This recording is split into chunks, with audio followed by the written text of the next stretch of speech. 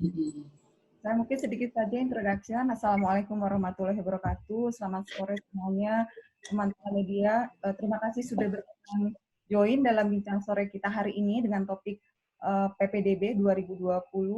Untuk mempersingkat waktu, saya akan mengundang Bu Katrina untuk menyampaikan penjelasan paparan beliau terkait dengan pengaturan PPDB. Ibu, kami persilakan. Selamat sore, Assalamualaikum warahmatullahi wabarakatuh.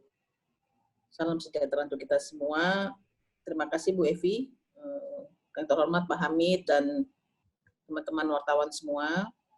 Pada kesempatan ini, sesuai dengan yang disampaikan Bu Evi, saya akan menyampaikan mengenai pelaksanaan PPDB ya pada masa COVID, dan sebagaimana kita ketahui PPDB dengan Permendikbud 44/2019 yang ditindaklanjuti adanya kebijakan pendidikan dalam masa COVID ini, telah keluar surat edaran Menteri nomor 4 tahun 2020 dan juga tindak lanjutnya dengan surat edaran Pak Sekjen tahun 15 tahun 2020, dan saat ini juga kami sedang memfinalisasi satu surat edaran yang terkait dengan bantuan teknis dalam pelaksanaan PPDB khususnya terkait dengan sistem online. Nah, prinsipnya bahwa pertama pelaksanaan PPDB sesuai dengan Permendikbud dan 2 SE tersebut ya, kita minta dalam pelaksanaan COVID ini dilaksanakan secara daring ya, karena memang pada prinsipnya pelaksanaan PPDB secara daring itu sudah kita minta atau dilaksanakan mulai tahun 2017 dengan Permendikbud PPDB yang pertama nomor 17 tahun 2017. Jadi kalau pemerintah daerah sudah melaksanakan PPDB secara daring, seharusnya tidak masalah pada masa COVID ini. Yang kedua yang mungkin menjadi masalah ketika metode luring atau yang kehadiran langsung yang berada di sekolah ya, karena daerah remote area maupun mungkin ada beberapa hal yang tidak memungkinkan ketidaksiapan daerah untuk melaksanakan daring. Ini mungkin yang menjadi hal yang perlu dipersiapkan lebih lanjut dalam pelaksanaan PPDB tahun ajaran 2020-2021. Ya, tentu saja sesuai dengan yang diperintahkan dari Bapak Presiden ya dan tim gugus COVID-nya sendiri, bahwa pelaksanaan jika memang tidak dapat dihindari adanya pelaksanaan yang harus melakukan pertemuan langsung, maka untuk metode luring tetap harus memperhatikan protokol kesehatan. Ya, protokol kesehatan kita tahu penyediaan masker itu penting, atau yang disiapkan oleh sekolah maupun oleh peserta didik yang bersangkutan. Yang kedua, menjaga jarak, lalu menyiapkan hand sanitizer ya, dan tidak melakukan kerumunan. Oleh karena itu dalam metode luring yang kami harapkan adalah kesiapan pemerintah daerah untuk jauh-jauh hari menyampaikan pelaksanaan PPDB-nya dilaksanakan secara luring, sehingga juga membagi waktu ya, sehingga tidak terjadi kerumunan yang mungkin lebih mempersulit pengaturan menjaga jarak, karena ini akan tergantung dari space yang ada ya, lahan atau ruang yang ada, seberapa luas pendaftaran itu bisa dilakukan di masing-masing sekolah. Ini sangat penting ya. Jadi kalau sekolahnya luas mungkin kerumunannya bisa agak banyak ya, tapi kalau sekolahnya sendiri tidak luas, nah ini yang masing-masing dinas itu yang harus mengawal bagaimana metode pelaksanaan luring itu dapat berjalan sesuai dengan protokol kesehatan.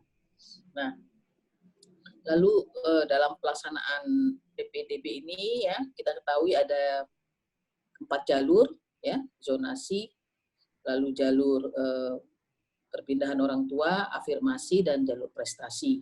Nah, oleh karena itu ya, walaupun dari jalur prestasi adalah sisa kuota, jadi prinsipnya dia tidak wajib ada. Jadi ya, memang benar-benar sisa kuota dari kuota jalur zonasi, kuota jalur afirmasi, dan kuota dari jalur perpindahan orang tua.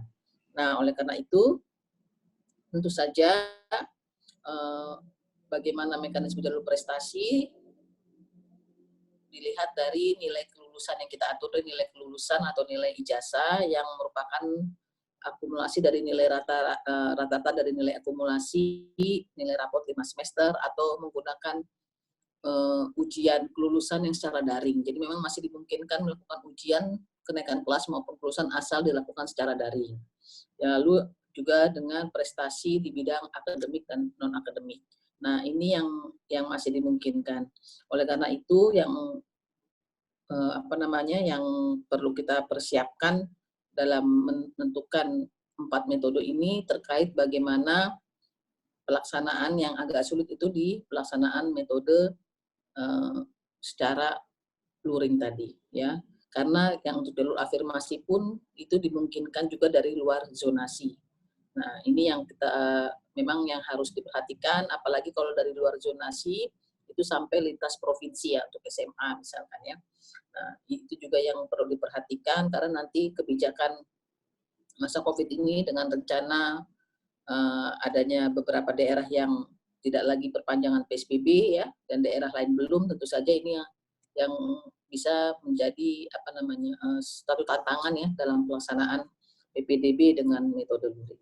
Mungkin poin-poin itu yang perlu saya sampaikan, Bu Evi, ya nanti dalam diskusi nanti mungkin ada ruang tanya jawab yang bisa kita eksplor lagi. Terima kasih. Assalamualaikum warahmatullahi wabarakatuh. Waalaikumsalam warahmatullahi wabarakatuh. Terima kasih Bu Katrina, Bu Staf Ahli Bidang Regulasi Kemdikbud. Teman-teman, sebelum kita menginjak ke Q&A, nanti tentunya akan kita punya kesempatan untuk berdiskusi dengan Bu Katrina dan Pak Hamid. Kami izin selanjutnya untuk mengundang Pak Hamid, Pak Dirjen PAUD Dasmen, untuk menyampaikan penjelasan sore hari ini. Silakan Bapak. Baik, terima kasih. Assalamualaikum warahmatullahi wabarakatuh. Bu Evi, selaku tuan rumah, Bu Katarina, yang selama ini selalu mengawal masalah PPDB, dan teman-teman semuanya dari Biro, dari Kemdikbud, dan semua wartawan yang hadir pada saat ini. Saya hanya ingin melengkapi apa yang disampaikan oleh Bu Katarina. Baik, saya share ini, Mas sekalian, ada beberapa hal. Ini sebenarnya hanya perbandingan antara PPDB tahun sebelumnya, tahun lalu ya, dengan yang sekarang. Jadi kalau yang tahun lalu itu kan zonasi paling sedikit 80%, kalau tahun ini zonasi paling sedikit 50%. Prestasi itu paling banyak 15%, tapi yang tadi disampaikan Bu Katarina, kita ada 4 sekarang, jadi afirmasi paling sedikit 15%, perpindahan tugas orang tua atau wali itu masih tetap 5%, kemudian sisanya baru prestasi. Jadi kemudian tahapan pelaksanaan PPDB sebenarnya relatif sama, ada 5 tahap, ya. Cuma kalau yang tahun ini itu pengumuman pendaftaran penerimaan calon peserta didik baru itu dilakukan secara terbuka, paling lambat minggu pertama bulan Mei. Jadi ini yang ditentukan ya. Kalau dulu itu tidak ditentukan, mau kapanpun juga boleh daerah menyiapkan. Tapi kita jauh-jauh sudah menetapkan itu paling lambat minggu pertama bulan Mei itu sudah harus diumumkan. Selanjutnya sama. Kemudian mekanisme daring, sekalian. Jadi itu dulu belum ada aturan khusus ya, sehingga yang dilakukan oleh sekolah. Nah, tapi kalau sekarang tanggung jawab pemerintah daerah. Kemudian daya tampung peserta didik. Jadi kalau dulu daya tampung ini tidak diatur secara khusus, nah tahun ini sekalian ini diatur. Jadi jika daya tampung pada zonasi yang sama tidak terpenuhi, maka peserta didik disalurkan ke sekolah lain dalam zona terdekat ditambah ini dan dapat melibatkan satuan pendidikan swasta. Nah kemudian ini juga ada tambahan, jika daya tampung untuk jalur afirmasi atau perpindahan tugas tidak mencukupi, maka seleksi dilaksanakan berdasarkan jarak tempat tinggal terdekat ke sekolah. Kemudian ini yang jalur prestasi. Ya. Jadi jalur prestasi ini jika untuk jalur prestasi tidak mencukupi, maka seleksi dilakukan dengan penentuan pemeringkatan nilai prestasi oleh sekolah. Jadi semuanya ini diatur lebih jelas ya daripada tahun sebelumnya. Nah kemudian, teman sekalian, ini tadi sudah disampaikan oleh Bu Katarina, bagaimana PBDB pada masa pandemik ini memang didorong secara daring, secara online. Tetapi kalau terpaksa tidak bisa secara daring, maka bisa menggunakan luring, luar jaringan, tetapi tetap mengikuti protokol kesehatan secara ketat.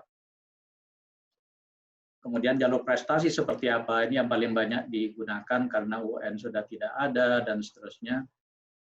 Maka jalur prestasi itu didasarkan pada akumulasi nilai rapor selama 5 semester terakhir. Atau prestasi akademik dan non-akademik di luar rapor. Nah, kemudian yang berikutnya Pusdatin ini memang diminta untuk menyediakan bantuan teknis bagi daerah yang memerlukan mekanisme PPDB daring. Nah, untuk sementara ini yang dilayani ini fokus ke kabupaten kota, jadi SD dan SMP. Karena yang provinsi ini relatif sudah online ya, sudah daring selama ini. Nah sekarang sekalian, sebenarnya berapa sih kira-kira jumlah siswa dan daya tampung PPDB tahun pelajaran tahun ini? Jadi kalau PAUD tahun ini itu kira-kira yang sudah pindah ke SD itu sekitar 2,3 juta. Jadi kemungkinan PAUD ini estimasinya itu 2,3 lebih, kira-kira seperti itu. Walaupun sekarang ada keluhan dari Himpaudi ya, katanya kemungkinan yang daftar PAUD ini semakin berkurang karena banyak orang tua yang tidak bisa melakukan PJJ, pembelajaran jarak jauh nantinya ya, kalau ini masih wabah ini terus terjangkit dan menyebar. Kemudian SD ini yang lulus sekitar 4,1 juta ya. Sedangkan proyeksinya nanti ini hampir sama karena memang SD itu inputnya tidak relatif tidak menanjak. Jadi kira-kira 4,1 juta ini proyeksi siswa baru. Kemudian daya tampungnya kita cukup banyak ya, 5,1 juta. Jadi saya kira nggak ada masalah dengan daya tampung ini. SMP juga sama. Jadi daya tampungnya itu masih melebihi dari proyeksi jumlah siswa yang akan masuk. Jadi 3,4 juta proyeksi siswa yang akan masuk. Kemudian 3,6 juta atau 3,7 juta itu daya tampung. SMA, SMK juga sama, sekalian. 3,4 jutaan kira-kira yang akan masuk, daya tampung 4 juta. Sehingga kalau dikalkulasi semuanya tahun ini kira-kira SD, SMP, SMA itu kira-kira 11 jutaan yang akan masuk ke sekolah kita. Nah sekarang ya sekalian, ini data yang kami himpun dari tim perwalian yang kami siapkan di setiap daerah. Yang sudah menerbitkan kebijakan PBDB, jadi yang sudah menerbitkan Juknis oleh Pemda, ini dari 514 kabupaten kota, itu ada 317 kabupaten kota. 197 kami masih terus menunggu, dan ini umumnya berada di Indonesia Timur, yang kami tetap terus tunggu sampai pertengahan bulan Juni kira-kira. Kemudian yang bisa melaksanakan PBDB secara daring, secara online, ini juga tidak sampai separuhnya ya, 221 kabupaten kota. Selebihnya ini masih daring. Masih luar jaringan ya. Luar jaringan, tetapi ada 197 yang kami masih tunggu, itu apakah daring atau luring.